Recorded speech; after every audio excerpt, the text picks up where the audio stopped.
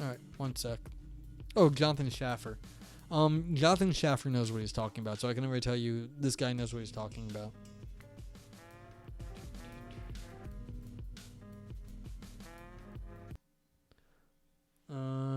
One of those that Quine considered paradigmatic as to whether numbers exist.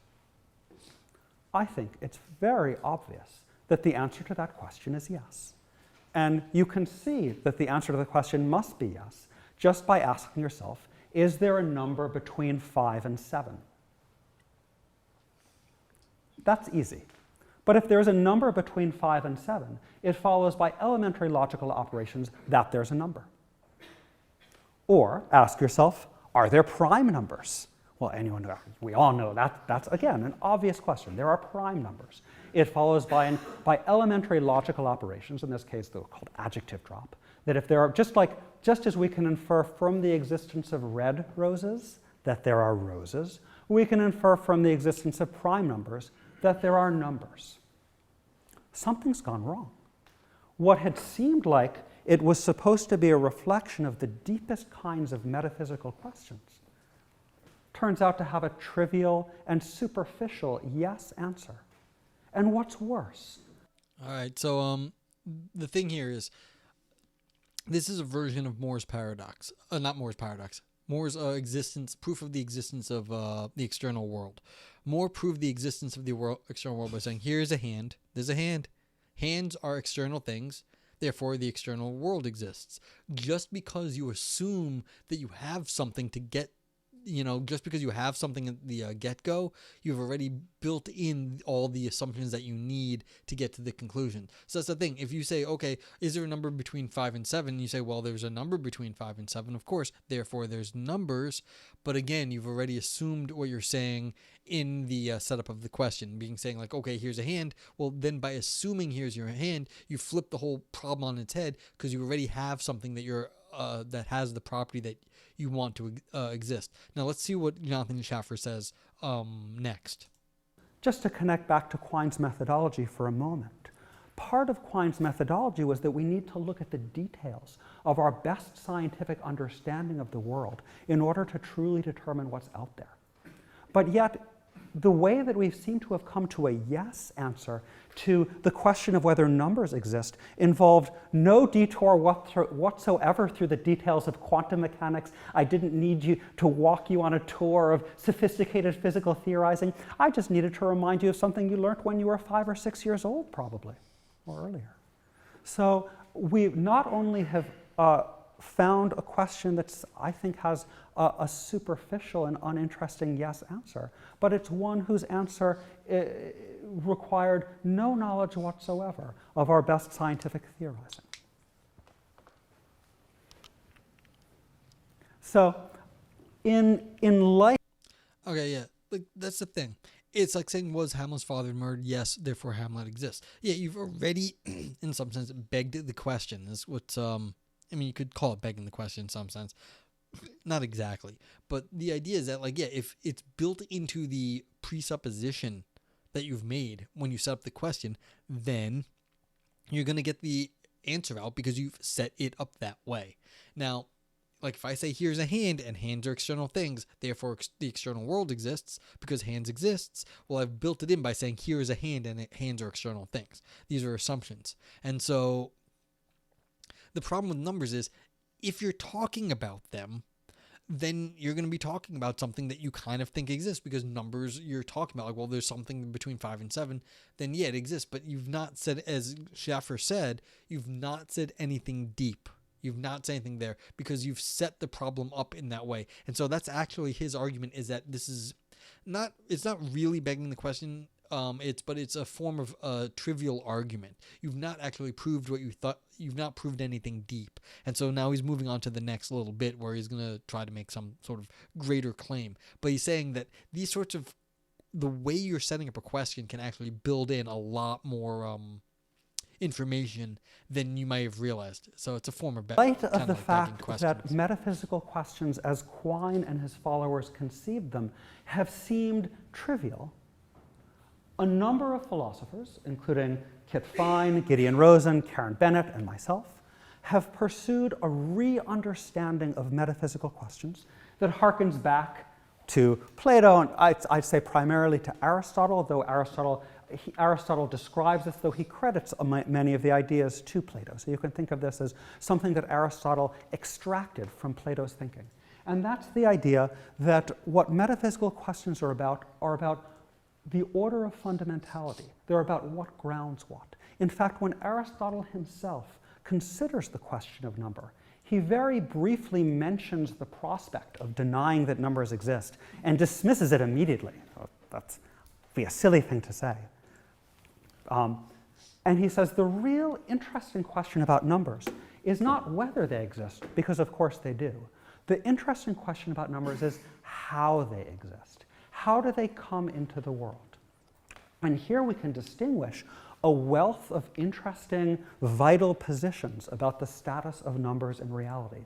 On the one hand, we might have something that looks like a Platonistic conception of numbers, where numbers are just these fundamental, basic constituents of reality, perhaps alongside some other fundamental constituents, but they are among the fundamental constituents of reality.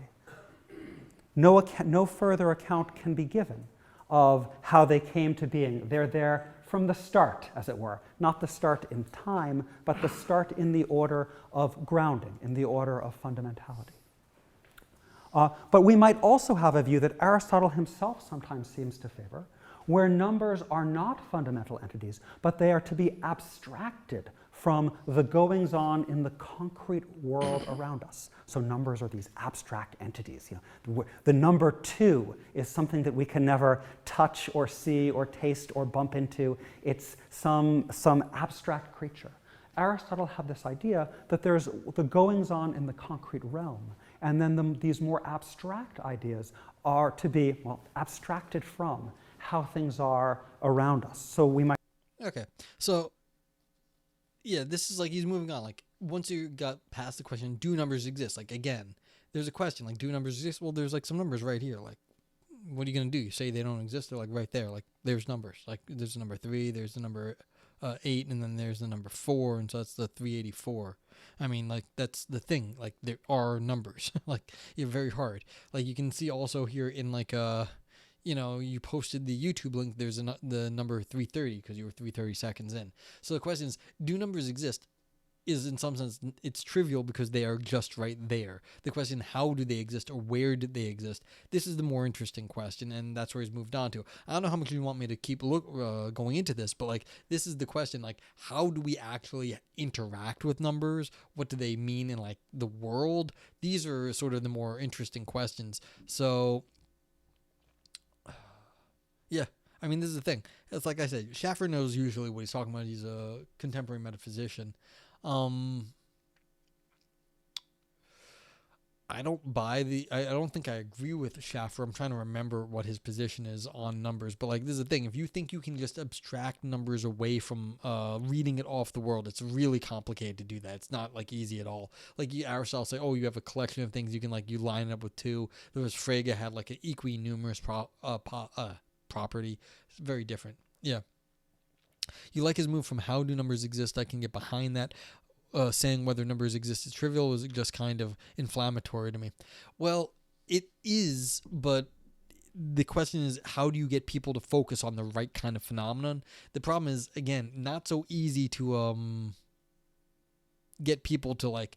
It is trivial because, like I said, like right here, there's a number. Like, what do you mean it doesn't exist? Now, does it exist like other things exist? Like, you can't pick it up. Like, this is my phone. I can pick up my phone. Like, does it exist like my phone? I can't pick up a number. I can pick up an instance of a number. Like, someone could make a number 2, like, write it down.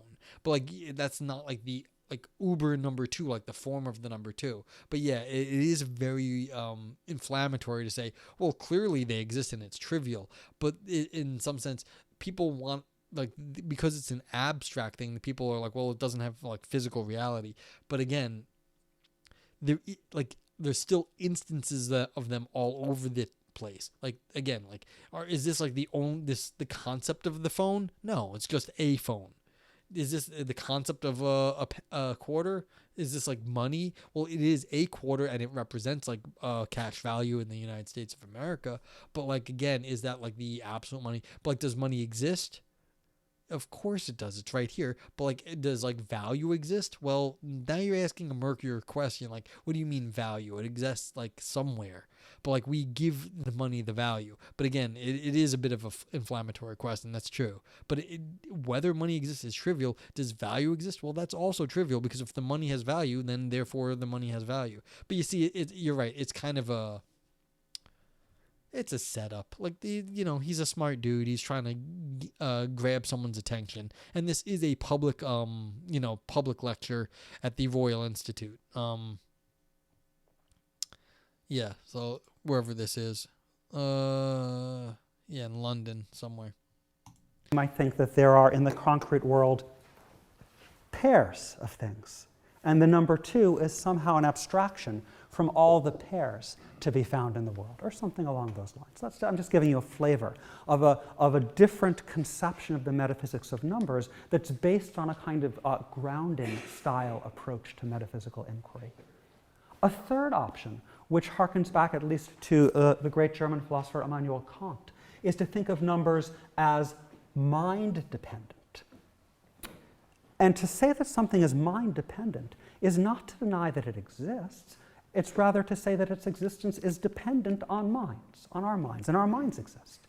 So for Kant, numbers are something like projections or reflections of a kind of conceptual structure that we impose upon a sort of some kind of pre-numeric reality. And these are all different stories: the Platonistic story, the Aristotelian story, the Kantian story. They're all different stories about why there are numbers. So, to illustrate another example of these explanatory issues in metaphysics, we might take issues in the metaphysics of mind. So I think one of the deepest and most difficult ongoing issues in philosophy is the status of conscious experience. All right, so he's moving on now. I mean, I don't know if you, we could, I could just go react to this whole thing, but I'm starting to lose my voice, I realized. So, yeah. You have any other questions? Yeah. Okay, Nintendo says, but I think it's way more fraught than that lets on. If numbers trivially exist because you can point to instantiations, ask questions, how many numbers exist? Well, of course, it's very hard. Again, if you're saying how do they exist, there are instantiations of any number of them, but how many dogs exist? Well, how many dogs ever lived, but of course, you can always have a new number, and they're very different sorts of things than dogs because, dogs are finite, but numbers you can always add, 384 goes to 385 to 386, and you can do that for ad infinitum. So of course, how it exists is again the question. That's the interesting question. How do infinite things exist in that case? And of course there can't be instantiations of every natural number, because however many objects there are in the universe, you could always have one more, and one more number, and one more after that, and then you just have violated your presupposition that you've got every object in the universe, and you could always have one more natural number that goes after that. So you can't have. So the question is, they're not going to exist like objects of physical reality. But again, if you think of them as objects of the mind, then the mind can conceive of the numbers, but the mind can conceive of lots of things that aren't in the mind. It thinks of lots of things in the world. How does it exist? Is it mind dependent? Is it some sort of abstraction where we're, multiplying ideas or things in the world together, like combinatorics, and that's how we get numbers? As Schaffer said, pairs of things represent two. It's two things is a pair, so it's that's how it goes. But yeah, it's extremely fraught, but these are the different ways people have tried to come up with it, and no one has. The philosophy of math is hard. Well, then I have to abandon look at of course. Well, no, I don't have to abandon it. You could say, hey, look, they exist for different reasons. You can look at that instantiation, but the numbers can have different properties. It doesn't have to be one or the other, but not both. It could say, here's an instantiation of this. Like, do humans exist? I'm an instantiation of a human. But does, like, consciousness exist? Well, I'm an instantiation of consciousness, but we have no idea what consciousness is. So it's like the idea that, like, there's an instantiation here does not explain the object. There are things we don't understand, but, like, you can talk about, like, minds, but we just don't, but that doesn't trivialize it inherently just because you have an instantiation here. Well, does that explain what consciousness is? No, it just is, we know where one is located. Like, you have one, I have one. Like, that's cool. But, like, just because we don't have all the pieces together doesn't mean, like, that, like, it trivializes everything. So, like, you can say, look, we have numbers. Like, I have hands. The hand, therefore, hands are external things. Therefore, the external world exists. The problem is that doesn't get you a deep answer. And you want a deep answer here. I understand. Like, you're looking at what is a number. What, not does it exist. We know they exist. Like, it's not hard for us to have different reasons to say they exist. The problem is saying what exactly they are and how they exist. Like, what is a number? Like, essentially, is it in our head? Is it in the world in some sort of Platonic realm? Is it some sort of Aristotelian abstraction?